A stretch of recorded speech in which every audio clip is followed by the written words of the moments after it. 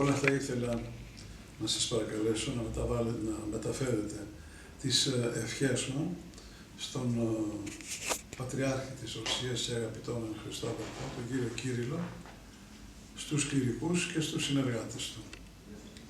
Δεύτερον, έναν θερμό χαιρετισμό προς όλο τον ρωσικό λαό, τον οποίο τον αγαπούμε και τον σεβόμαστε.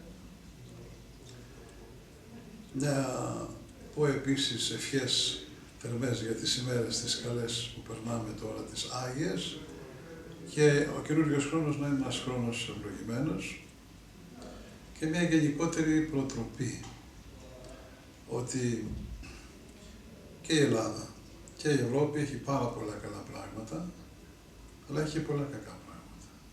Εύχομαι λοιπόν όλα τα καλά που συμφέρουν την ψυχή του ανθρώπου και την πρόοδό του να προσπαθήσει να τα αντιγράψει ο ρωσικός λαός και όλα τα κακά και τα άσχημα να τα αφήσει στην άκρη.